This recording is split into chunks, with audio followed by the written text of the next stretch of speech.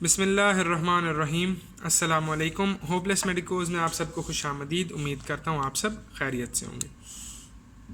Last lecture में हमने signalling mechanisms की बात कर रहे थे और हमने एक बड़ा इंपॉर्टेंट मैकेनिज़्म छोड़ दिया था जो कि जी प्रोटीन कपल्ड रिसेप्टर है। अगर आपने बाकी मैकेनिज़म्स अभी तक नहीं देखे तो यहाँ जाके देख लें और चैनल को सब्सक्राइब करना ना भूलिएगा ताकि और बेल का आइकन दबा दीजिएगा ताकि आने वाले सारी वीडियोज़ का आपको नोटिफिकेशन मिलता रहे।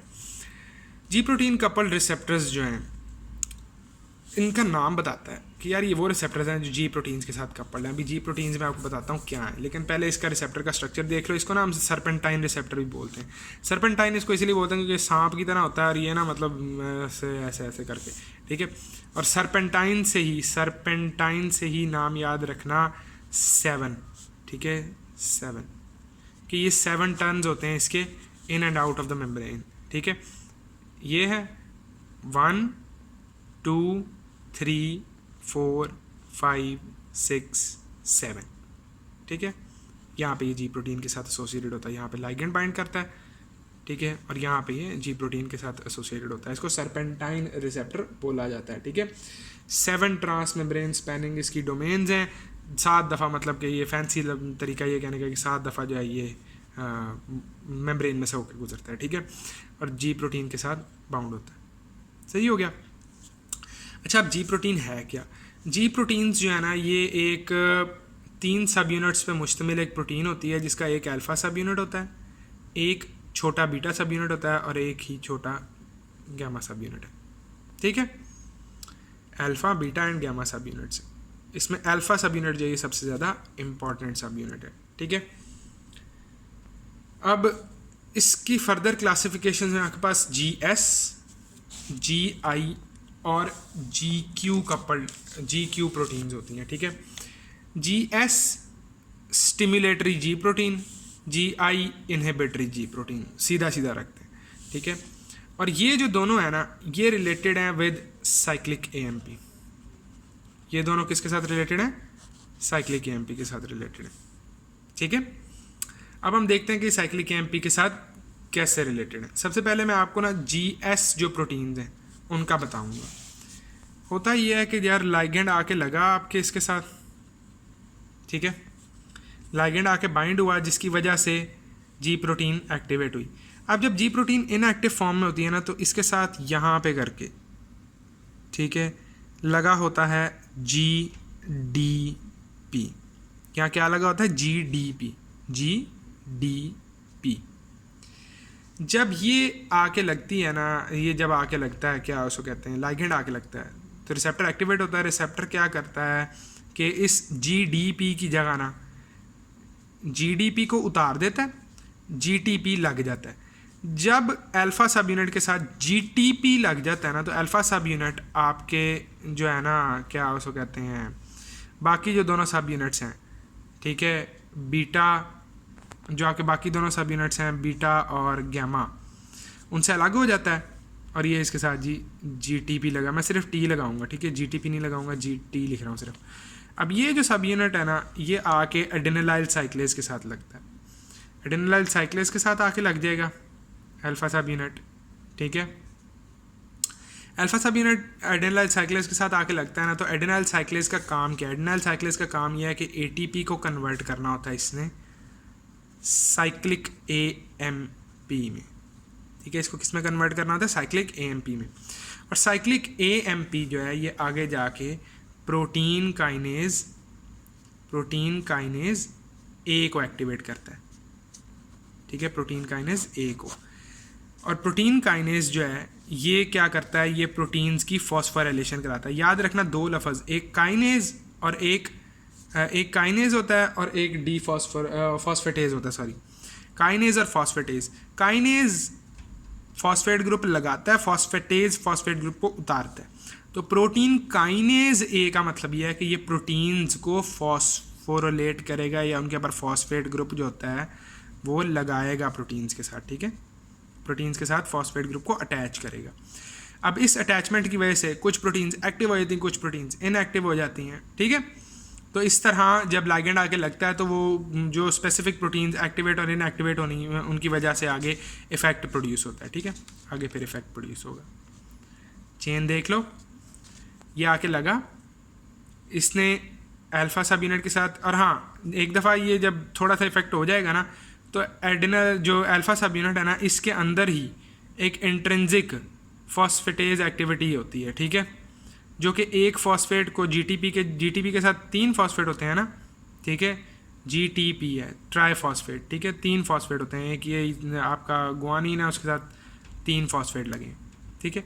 ये क्या करता है, इसके एक फॉस्फेट को ना उतार देता है और ये फिर जीडीपी बन जाता है। जैसे ये जीडीपी बनता है तो ये वापस अपनी इस स्टेट के अंदर चला जाता है, ठीक है, और रिसेप्टर के साथ अटैच हो जाता है। जीएस जो है ये क्या करा रहे हैं, ये स्टिमुलेटरी हैं और प्रोटीन काइनेज ए को एक्टिवेट करा रहे हैं, ठीक है।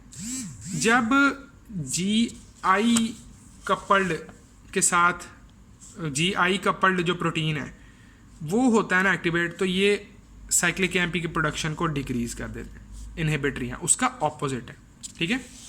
जीएस क्या कर रहे हैं, स्टिमुलेटरी हैं, जीआई क्या कर रहे हैं, इनहिबिटरी हैं। दोबारा देख लो, जीएस क्या कर रहा है, लिगैंड लगा अल्फा सब यूनिट के साथ, अल्फा सब यूनिट बीटा और गामा से डिटैच होता है जब जीटीपी रिप्लेस करता है, जीडीपी को रीप्लेस करता है, ठीक है। रीप्लेस का लफ्ज़ याद रखना है और ये बड़ा क्रूशल स्टेप है, यहाँ पे आपको एग्जामिनर्स कंफ्यूज करते हैं वाइवा के दौरान भी। जीडीपी उतरता है, जीटीपी लगता है।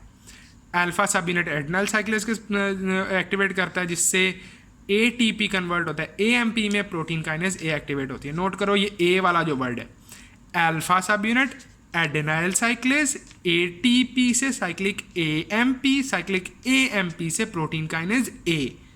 और जब इनएक्टिवेट होना है तो ये जो जीटीपी है ये डीकम्पोज होता है इनटू जीडीपी, कन्वर्ट मतलब उतर के नहीं, कुछ और लग रहा है यहाँ पे जीटीपी ही चेंज हो रहा है इनटू जीडीपी और ये वापस लग जाता है, ठीक है। ये ए वाला जो लफ्ज़ है ये आपके लिए कीवर्ड है क्योंकि आगे एक सी से बनने वाला कीवर्ड आएगा जो कि हम जी क्यू में पढ़ने लगे हैं, ठीक है। और जी आई क्या है, जी आई इनहिबिटरी है। अच्छा, अब ये कैसे याद रखना है कि भाई जी कौन से रिसेप्टर्स जो हैं वो जी एस हैं, कौन से रिसेप्टर्स जी आई हैं।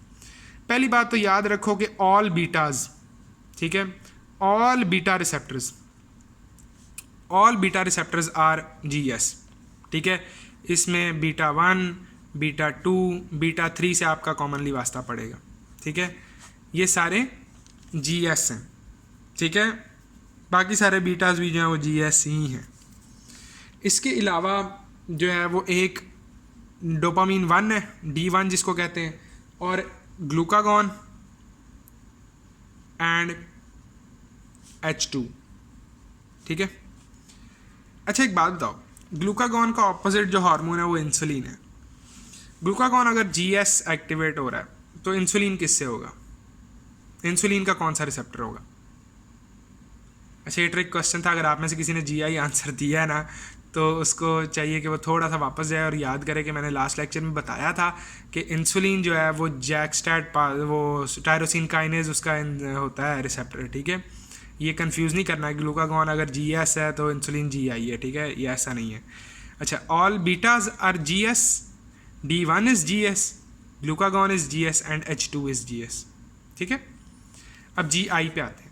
जीआई का बड़ा मजे का निमोनिक है मैड2, ठीक है। मैड2 आर जीआई कपल्ड, M2 अल्फा 2 D2। द मैड2 पागल जो दो हैं वो जीआई कपल्ड हैं, मैड2 आर जीआई कपल्ड। इसके अलावा सिर्फ एक और मेजर जो आपको याद रखना है वो एडिनोसिन वाला रिसेप्टर है, ठीक है। एडिनोसिन जो रिसेप्टर है वो जीआई कपल्ड है। मैड2 are GI coupled and adenosine is GI coupled. मैड2 याद रखो, एडिनोसिन आगे जाकर रिवाइज होगा, दोबारा याद हो जाएगा, ठीक है। रटा नहीं मारना, कॉन्सेप्ट क्लियर करना है और निमोनिक्स के साथ छोटा मोटा करके याद करेंगे, ठीक है।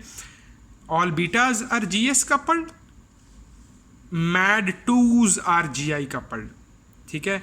अब डोपामिन सिर्फ 2 ही होते हैं, एक 2 होता है और एक 1 होता है। 2 जीआई में चला गया तो 1 जीएस में जाएगा, ठीक है। इसके अलावा ग्लूकागॉन और हिस्टामिन आपने ऐड करने हैं, सही, जीएस के अंदर। अब नेक्स्ट जो हम करने लगे हैं ना वो है जी क्यू कपल्ड रिसेप्टर्स, ठीक है। जी क्यू का मैकेनिज्म ना थोड़ा सा डिफरेंट है। जी क्यू में क्या होता है, लाइगेंड आके बाइंड किया, जी प्रोटीन के एक्टिवेशन वाला वही सारा हिसाब है। यहाँ पे GDP लगा होता है, इसकी जगह उतर के GTP आ जाता है।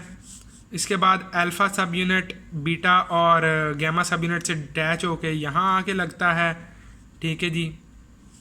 और इसके बाद ये एक्टिवेट करता है फॉस्फोलाइपेज C को। अब ये C वाला जो मैकेनिज्म है ना, ये आगे चलना है, ठीक है। फॉस्फोलाइपेज C होगा, कैल्शियम होगा, कैलमोडिलिन होगा, प्रोटीन काइनेज C होगा, ठीक है। अच्छा, फॉस्फोलाइपेज C क्या करता है, आपकी ना मेम्ब्रेन के अंदर ही एक मेम्ब्रेन का स्ट्रक्चरल पार्ट होता है एक लिपिड, जिसको हम कहते हैं फॉस्फेटाइल इनोसिटोल बिसफॉस्फेट, PIP2, ठीक है। PIP2 ज़्यादा मज़े का नाम है मेरे नज़दीक, PIP2 मज़ा आता है, बोलते हुए मज़ा आ रहा है।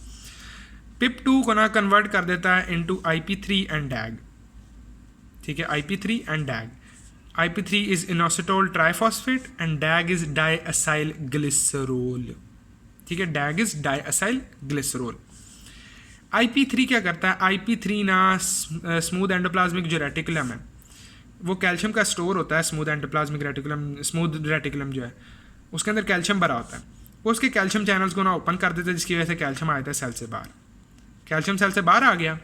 अभी कैल्शियम, एक तो कैल्शियम कैलमोडिलिन सिस्टम के साथ बाइंड करता है, कैल्शियम कैलमोडिलिन के साथ बाइंड करेगा, कैल्शियम कैलमोडिलिन वो बन जाएगा, कॉम्प्लेक्स बन जाएगा। और ये जो कैल्शियम कैलमोडिलिन कॉम्प्लेक्स है ना, ये कैल्शियम कैलमोडिलिन कॉम्प्लेक्स आगे जाके प्रोटीन्स को फॉस्फोराइलेट कर देता है, ठीक है। प्रोटीन्स की फॉस्फोराइलेशन कराता है। दूसरी तरफ कैल्शियम और DAG मिलते हैं और ये एक्टिवेट कर देते हैं प्रोटीन काइनेज C को। किसको एक्टिवेट करते हैं, प्रोटीन काइनेज C को। और प्रोटीन काइनेज C भी यही करता है, प्रोटीन्स को फॉस्फोराइलेट करता है, ठीक है। ये दोनों यही काम करते हैं कि प्रोटीन्स की फॉस्फोराइलेशन करा देते हैं। प्रोटीन्स के साथ इन्होंने लगा देना होता है फॉस्फेट ग्रुप लगा देना, ठीक हो गया जी, जिसकी वजह से आगे इफेक्ट प्रोड्यूस होगा। दोबारा देखो ज़रा। और फिर जब ये अल्फ़ा यूनिट जो है, ये GTP के जो 3 फॉस्फेट्स हैं उनमें से एक फॉस्फेट को उतारता है, GDP रह जाता है पीछे। GDP जब रह जाता है तो फिर ये वाला यूनिट बन जाता है, ठीक है।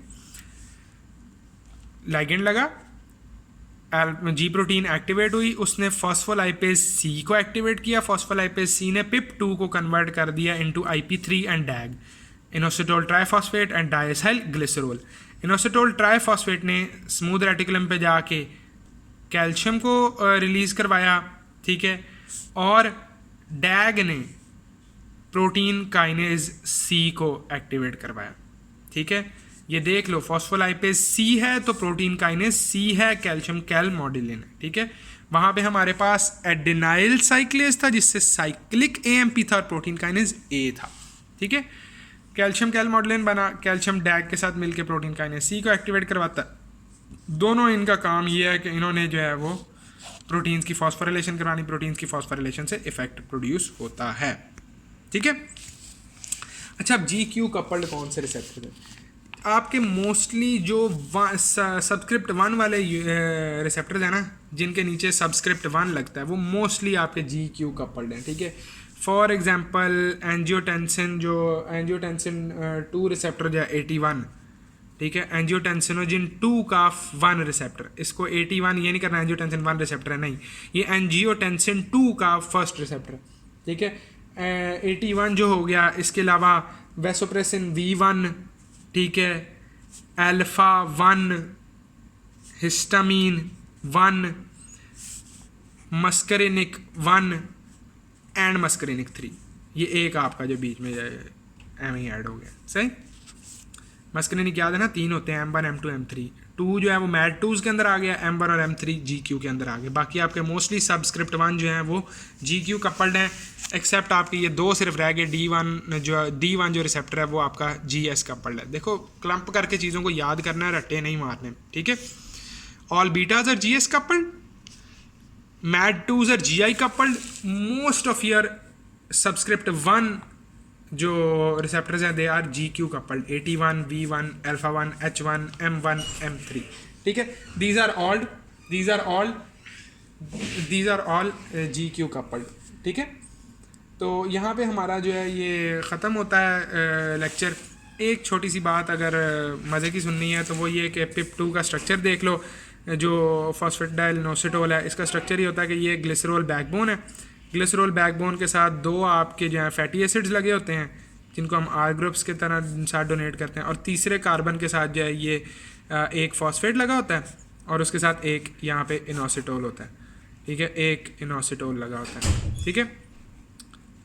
अब यहाँ पे जो अगर आपको थोड़ी सी बायोकेमिस्ट्री याद हो तो फॉस्फोलाइपेज जो A1 है वो कार्बन 1 को करता है, A1 इसको करता है क्लीव, A2 इसको क्लीव करता है, C जो है वो इस बॉन्ड को क्लीव करता है और D इस बॉन्ड को क्लीव करता है, ठीक है।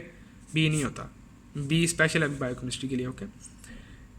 A1 जो है इसको, A2 इसको, C इसको और D इसको, तो फॉस्फोलाइपेज C जो है वो यहाँ पे क्लीव करता है और इसके साथ 2 और फॉस्फेट ग्रुप लगा देता है, ठीक है जी, जो आपका IP3 बन जाता है। और ये जो स्ट्रक्चर है डाई एसाइल, 2 एसाइल ग्रुप और ग्लिसरॉल, डाई एसाइल ग्लिसरॉल बन जाता है। तो यहाँ पे हमारी फार्माकोडायनामिक्स ख़त्म होती है। इंशाल्लाह next time autonomic nervous system start करेंगे, और अगर आप चाहते हैं कि उन लेक्चर्स का आपको नोटिफिकेशन मिल जाए तो सब्सक्राइब कर दीजिएगा और बेल का आइकन दबाना ना भूलिएगा। Thank you very much. अस्सलाम वालेकुम। अगर कोई भी क्वेश्चन है तो कमेंट्स में बताएं, उसका आंसर किया जाएगा। अल्लाह हाफ़िज़।